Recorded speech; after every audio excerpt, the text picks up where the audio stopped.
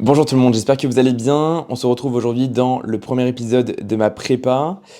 On est actuellement à 20 semaines de ma première échéance, WNBF Belgique, le 31 août 2024 et WNBF France le 28 septembre 2024. Alors, dans cette vidéo, il y aura donc pas mal d'informations. Comme c'est ma première, je tiens donc à contextualiser mon processus de manière à ce que vous puissiez vous identifier à ce que je fais, à comment je le fais, avec qui je le fais, que vous puissiez également suivre mes résultats, mon process, mon mood pendant tout le long de cette prépa, et puis voilà, vous sachiez globalement à quoi vous attendre sur ces semaines de prépa si vous aussi un jour vous tentiez l'expérience. Alors, juste petit aparté, je tiens à dire que si je suis ici aujourd'hui, c'est parce qu'on me l'a demandé et je pense que clairement c'est une bonne chose avec du recul. J'avais juste peur en amont que on m'associe à une personne qui veut profiter du process d'une prépa pour attirer de la visibilité, faire ça pour les réseaux et clairement pas pour l'expérience que représente une prépa. Bref, tout ça pour dire merci et j'espère que le contenu que je vais vous préparer et qu'on va vous préparer sera à la hauteur de vos espérances. Bref, on rentre dans le vif du sujet. Je m'appelle Valentin, j'ai 26 ans. Je fais de la musculation depuis mes 18 ans, plus précisément du bodybuilding depuis 2 ans et demi. Je suis complètement naturel. Euh, Quoi dire d'autre? Je ne sais pas. Posez-moi des questions en commentaire et j'y répondrai. Pour le coup, j'ai voulu faire ma prépa pour 2024. J'avais toujours en tête 2024. Et pour y arriver et pour garantir mes chances de progresser, je me suis procuré de l'aide avec mon coach Yann. Je suis avec Yann depuis juillet 2023. On a réalisé une prise de masse jusqu'à fin mars, jusqu'au 24 mars. On a pris 10 kilos. Ceci dit, concernant le plan d'entraînement, il n'a jamais changé depuis le début de mon suivi. Que ce soit pour ma prise de masse qui a duré 8 mois ou là depuis mes 3 semaines de cut, mon plan d'entraînement n'a jamais changé. Ma rotation d'exercice, ma sélection d'exercice, mon format d'entraînement, rien n'a changé, pas même l'intensité. Ok. Au niveau des deloads, j'en ai eu deux depuis juillet qui ont été dissimulés à travers 2 périodes de break. Une période au ski pendant laquelle je me suis quand même entraîné et une période en janvier quand je suis parti à Londres. Bref, ce sont des périodes pendant lesquelles j'ai fait un petit break, mais je me suis quand même entraîné, RIR 0. C'était plus un dévolume plutôt qu'un deload. Mais bon, pour le coup, période de break, 2 au compteur. Pour l'instant, je ressens clairement pas le besoin, je me sens bien. Les performances sont toujours au goût du jour. J'arrive à performer par-ci par-là malgré le fait que le cut a commencé depuis 3 semaines. Forcément, il commence à y avoir quelques contre-performances. J'autorégule là où est-ce que je dois le faire. Au niveau de la fatigue, clairement au quotidien, je la ressens pas. Je la ressens un peu forcément quand je jeûne trop longtemps, parce qu'il peut m'arriver des fois de ne pas manger pendant 3 heures, 3-4 heures. Donc, hormis ces périodes, la faim est complètement gérée, la fatigue qui va avec également. J'ai la chance de travailler chez moi, donc pour le coup, tout va bien. J'organise mes journées comme je peux et je réussis à être productif, surtout dans tout ce que j'ai à faire. Donc pour le coup, tout va bien. La récupération est bonne, j'ai pas de courbatures, pas de blessures depuis le début de mon suivi. J'ai une petite douleur ce matin, comme par hasard, qui est apparue au niveau de mon psoas. Bref, pour le coup, tout va bien. La douleur au psoas, je pense qu'elle va se dissiper. Je vais essayer de masser ça au mieux. Et si jamais ça traîne trop, j'irai voir un ostéo. Mais voilà, pour le coup, tout va bien sur le plan fatigue, récupération.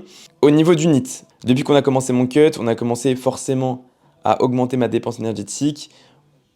Je tourne au départ à 12 000, puis 15 000, puis 18 000.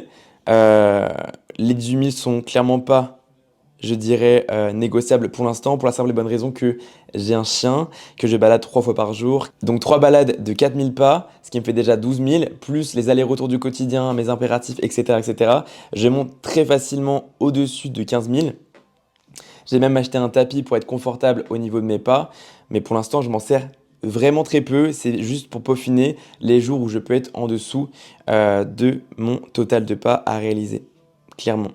Mon hydratation et mon sel commencent à être traqués. On est quand même à 20 semaines de la compétition. On met un maximum de cadre, un maximum de précision le plus tôt possible pour bien évidemment ne pas avoir d'imprévus au fil des semaines, tout simplement. Au niveau de ma supplémentation, je prends simplement magnésium, créatine, complexe multivitaminé, oméga 3 et c'est tout. Ok, j'ai pas de vitamine D, j'ai pas de collagène pour la simple et bonne raison que je n'en ressens pas le besoin. Je me sens pas carencé, du moins pour l'instant. Peut-être qu'à l'avenir, au fil de mon process, je prendrai du collagène et je prendrai de la vitamine D. Mais pour l'instant, je sors de prise de masse. Donc, à mon avis, je me laisse jusqu'à juin. Juin, je pense que je vais commencer à me supplémenter en vitamines, en collagène, mais pas avant. Au niveau de la stratégie alimentaire, alors, je vais vous donner donc des grandeurs en termes de calories, sans vous donner trop de détails par rapport à la répartition des macronutriments ni au niveau du timing nutritionnel, pour la simple et bonne raison que ce qui est fait avec mon coach reste avec mon coach. Je ne donne pas trop de détails pour éviter du coup de lui manquer de respect. Bref, ça reste son travail, ça reste notre travail, mon investissement aussi au fond. Donc voilà, je justifie ça comme ça, j'espère que vous comprendrez. Et également, il faut dire que, imaginons, je vous aurais donné quelques détails sur la répartition, sur bref, n'importe quoi.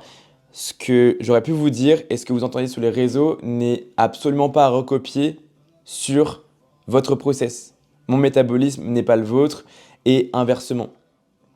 L'idée, c'est vraiment du coup d'avoir son propre process, d'adapter ses cales par rapport à votre métabolisme, vos besoins et de déduire clairement votre plan. Ok? Ne recopiez pas ce que je fais et recopiez pas ce que vous voyez sur les réseaux. C'est super important. Bref, au niveau de la stratégie alimentaire, si on y revient, fin de prise de masse, 4000 cales. Ok?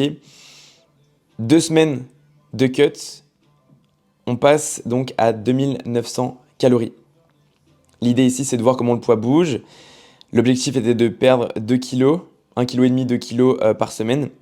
Troisième semaine, on commence à redrop les calories pour la simple et bonne raison qu'on commence de plus en plus à se rapprocher des échéances. On n'a pas de temps à perdre, on a du temps mais pas de temps à perdre. Donc le but, c'est clairement d'accélérer un peu la démarche. Et on drop à 2700 cales.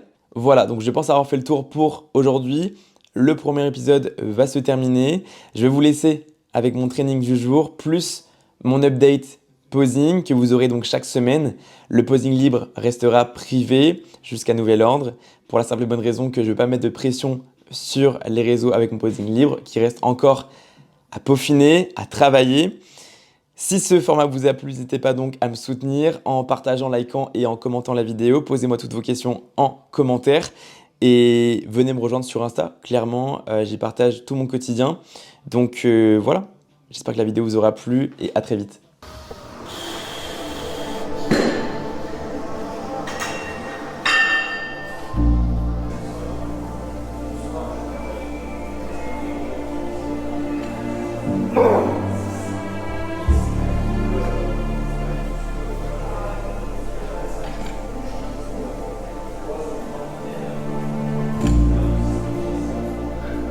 Ah!